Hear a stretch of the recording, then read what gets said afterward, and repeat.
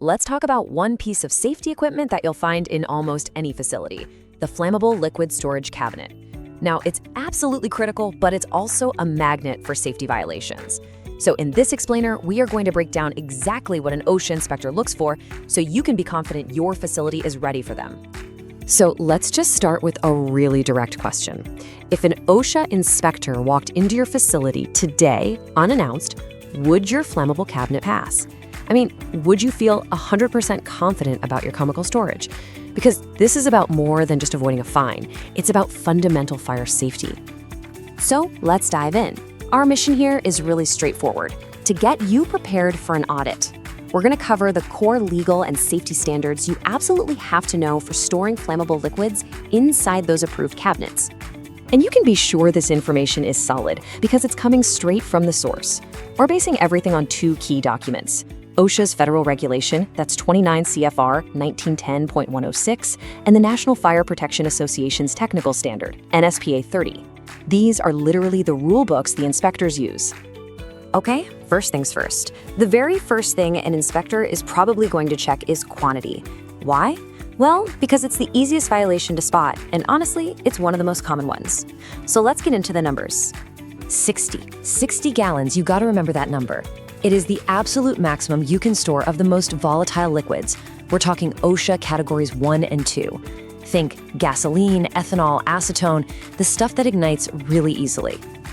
This limit exists for a very good reason: to control the potential fuel for a fire, giving people critical time to escape in an emergency. Now, that limit doubles to 120 gallons, but, and this is a big but, that's only for the less volatile Category 3 combustible liquids like kerosene or diesel. So the key takeaway here is crucial. You have to know what you're storing. Because if you're mixing different types, you can never go over 60 gallons of those more dangerous, lower category liquids. But the rules don't just stop at the cabinet door. Oh no. OSHA also has strict limits on what they call incidental storage. That's any flammable liquid that's just left out in the work area. For the most volatile liquids, that limit can be as low as 25 gallons. This is a huge trip up for a lot of facilities, and frankly, an easy citation for an inspector to write. So once an inspector verifies your quantities are good, their attention is going to turn to the cabinet itself. See, it's not just about how much you store, but what you store it in.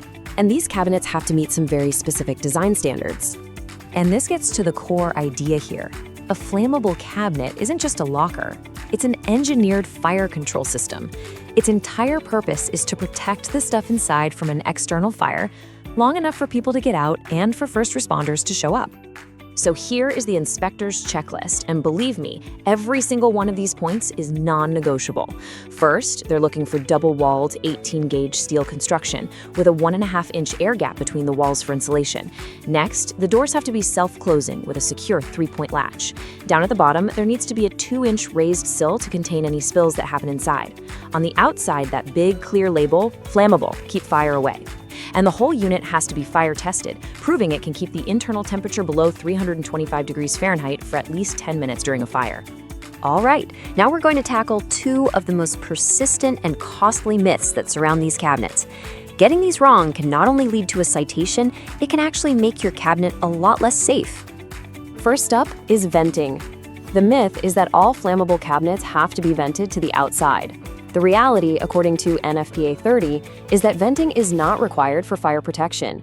In fact, an improperly vented cabinet can completely compromise its fire rating by creating a path for heat to get inside. So if your cabinet has those vent holes, they must be sealed up tight with the plugs the manufacturer provided. They're called Bungs. The second big myth is about grounding. A lot of people believe the cabinet itself must always be grounded, but OSHA is very specific here. Grounding and bonding are only required to prevent static electricity sparks when you are transferring flammable liquids, like when you're dispensing from one container to another.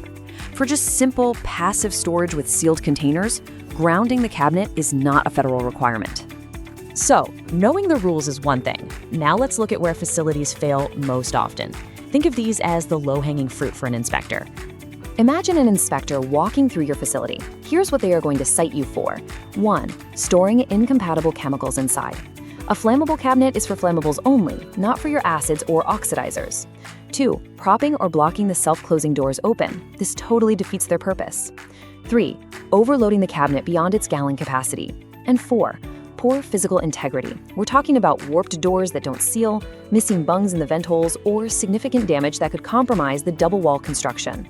Now, let's kind of zoom out for a minute. Following this checklist isn't just about bureaucracy or ticking boxes.